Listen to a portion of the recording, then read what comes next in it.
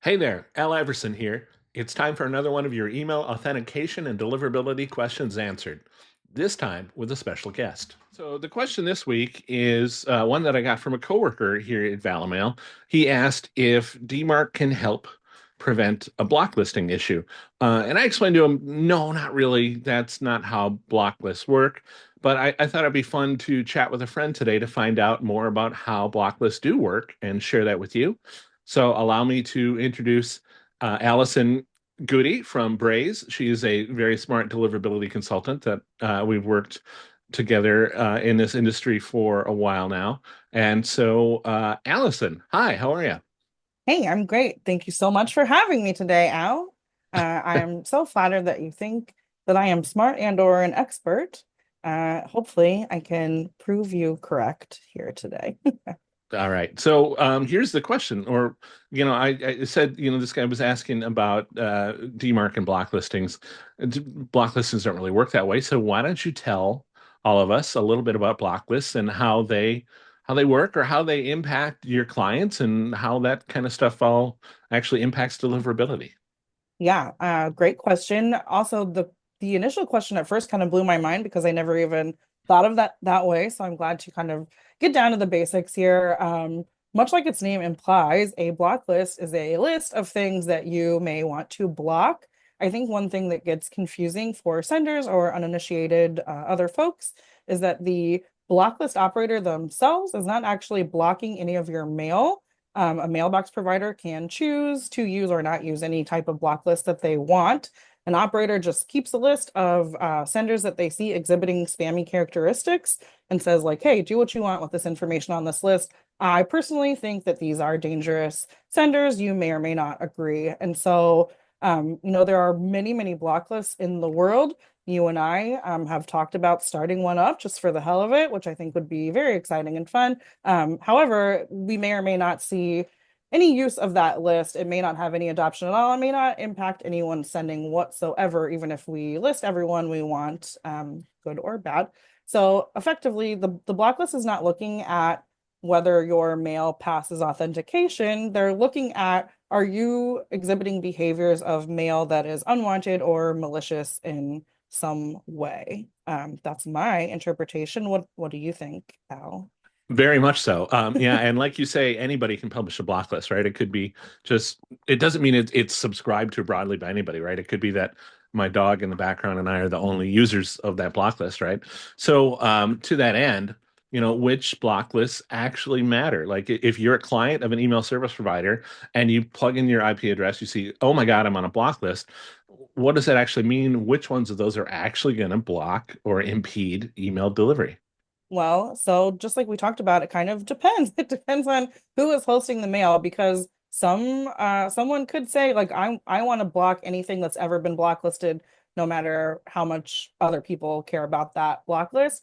In my experience working with senders of many sizes, large and small businesses, typically the one with the largest impact for us has been Spam House. I respect them greatly. I believe in their mission and what they do. I think they operate very well. And so I understand why they have an impact on senders. That one can really impact delivery widely with iCloud, Microsoft, some mailbox providers that we really do care about. That being said, I think it is interesting if there's a block list mentioned at all in anyone's bounce logs, just because if someone is blocking them for any reason, that could be a precursor to a more damaging block or another deliverability problem further down the line. However, there are certainly some that we know of, not to name names, but some that may require payment to be delisted. And so they have an incentive to list as widely as possible. And so I don't really find those to be super meaningful if they're just looking to get a little bit of payment.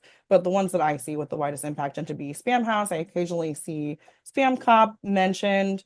And then other than that, there are some onesie twosies that may be used by corporate domains and things of that nature. But beyond that, I really just see Spam House have the widest range of impact. What about you, Al?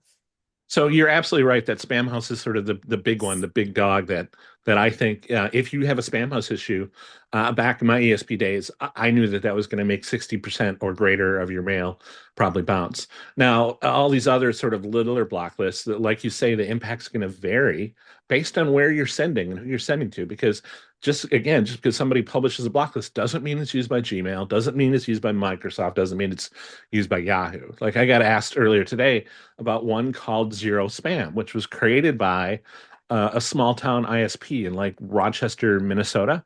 Oh, So if you're sending to that one ISP, if you're, an SMB retailer who sends an email newsletter to people in that town, you might see an impact. But if you're some big national brand or you're somebody based out of Chicago or New York sending locally sort of focused emails, hyperlocal news or some sort of newsletter, you're probably not going to run into that stuff. Some of the other ones too however, are, yeah, go oh, ahead. if you do, that is also interesting. So I feel like even if it's not impactful to your audience, if you are seeing an impact, maybe that's not your audience. Why are you getting blocked there? Who are you sending to? And are those the correct people or not? So I tend to think like any evidence is useful. Sorry to interrupt. Please continue. No, that's a great point. And like you could treat them like a canary in the coal mine, Yes, is a kind of a common term that people use for that. Because if you see a lot of block list issues, that's probably an indicator that you're mailing to bad addresses, to spam trap addresses.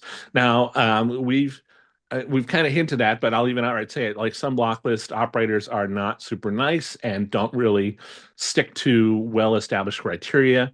So they might not be targeting you. Some of it can be just like a bad neighborhood blocklisting that you have no control over or no way to do anything about. But ones that do actually react to spam they receive, those tend to be what we call spam trap driven. So even if one of those doesn't create a deliverability issue today, to Allison's point, it's a canary in the coal mine. It's an early warning indicator that you probably have some bad addresses on your list, that it might be time to do some cleanup, might be time to look at, adding a capture, doing double opt-in, something to make sure that you're better validating people as they sign up, as they enter in the front door. 100%. I think so many problems really stem from that front door issue, and people are, they're optimistic. They're like so excited to get new subscribers that they're like, I don't even want to lock that door at all. Just let everybody come in. They're going to get my mail. They're going to fall in love. They're going to convert. But we forget that not everyone coming to our open house is a friendly face. They could be malicious. They could have some kind of ulterior motive that can damage your reputation and your livelihood. So you have to be super careful about the folks that you let into your list. And it happens to everyone. My silly little weekly email newsletter for Spam Resource. Before I had a capture on that, I had people, bots, trying to submit garbage email addresses, or until I put the capture on there, they were submitting garbage email addresses. So what that does is, well, I was using Amazon SES for a little bit there to send the mail, and I actually got a warning from SES because I was getting complaints in response to my welcome email Oh my because God. How because did it feel? Al Iverson getting a warning about that? That's terrible. it was great. I'm so glad that they warned me because though I don't want that garbage on my list, it Yeah, depresses engagement. It's more likely to drive a spam filtering issue, and it highlights the point there that if people are filling out forms with garbage just in my little newsletter, they're doing it to everybody else too. They're looking for ways. I don't know if they're trying to validate or verify email addresses, or if they're just sort of griefing, trying to cause trouble for others. But they're out there doing it. And so if you're not getting it today, you will get garbage submitted to your form someday. that is not a threat, it's a promise. All right. Well, I think that is a solid, quick overview of block lists and what can happen there. There's obviously a lot more we could talk about with regard to block lists, but we don't want this video to be an hour long. Mickey Chandler, my friend, he's on LinkedIn. I'll put a LinkedIn below. He's talking about block lists in his podcast this week as well. So that's another place to go. Arcana, Arcana the Arcana. podcast. Yeah, and so that's a great place to go if you want to learn more about block lists this week. All right, thanks everybody, and thanks for watching. Have a great week, and I'll see you in the next one. Thanks, everybody. Got a question that you'd like me to feature in a follow-up video? Drop me a line, al.iverson@valimail.com, and don't forget to visit our website at valimail.com to learn more about DMARC and how we can help you prevent phishing and spoofing of your email domain.